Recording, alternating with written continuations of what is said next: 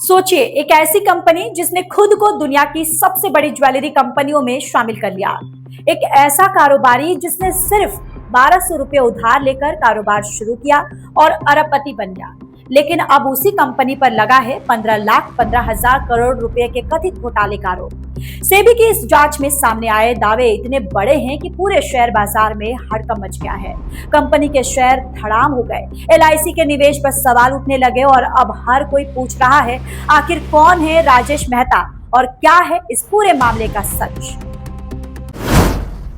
भारत के कोऑपरेटिव इतिहास में शायद ही कभी ऐसा मामला सामने आया हो जहां किसी कंपनी पर 15 लाख करोड़ रुपए से ज्यादा के राजस्व को कथित तौर पर बढ़ा चढ़ाकर दिखाने का आरोप लगा हो।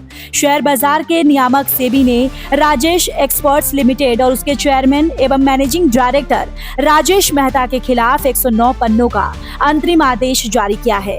सेबी का दावा है कि वित्त वर्ष 2021 से 2025 के बीच कंपनी ने अपने कारोबार के आंकड़ों को वास्तविकता से कहीं ज्यादा दिखाया। जांच में ये भी आरोप लगाया गया कि कंपनी ने गैर वास्तविक लेन देन किए, संदिग्ध अकाउंटिंग का इस्तेमाल किया और प्रोमोटर समूह से जुड़ी संस्थाओं के जरिए फंड डाइवर्ट किए गए। सबसे चौंकाने वाली बात यह है कि सेबी के अनुसार कंपनी द्वारा दिखाए गए कुल राजस्व का लगभग 99.8% हिस्सा सवालों के घेरे में है। यानी जो कारोबार कागजों पर दिखाई दे रहा था उसकी वास्तविकता पर गंभीर सवाल उठ रहे हैं। अब बात करते हैं राजेश मेहता की। 60 वर्षीय राजेश मेहता की कहानी कभी सफलता की मिसाल मानी जाती थी।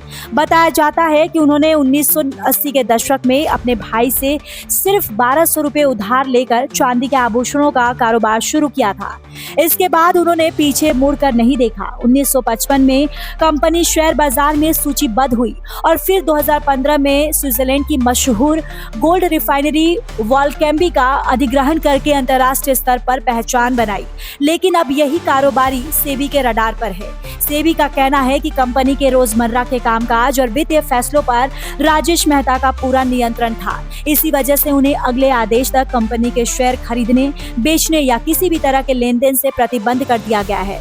मामले ने एक और बड़ा सवाल खड़ा कर दिया है। देश की सबसे बड़ी बीमा कंपनी एलआईसी ने राजेश एक्सपर्ट्स में लगभग 10.80% हिस्सेदारी ले रखी है। जैसे ही सेबी का आदेश सामने आया, कंपनी के शेयर 5% से लोअर सर्किट पर पहुंच गए और एलआईसी के शेयरों में भी गिरावट देखने को मिली। यानी अगर आरोप सही साबित होते हैं तो इसका असर केवल एक कंपनी तक सीमित नहीं रहेगा, बल्कि लाखों निवेशकों की चिंता भी बढ़ सकती है। इस बीच कंपनी ने अपने ऊपर लगे सभी आरोपों से इनकार किया है। कंपनी का कहना है कि उसने कोई गड़बड़ी नहीं की और वह अपने पक्ष को उचित मंच पर रखेगी।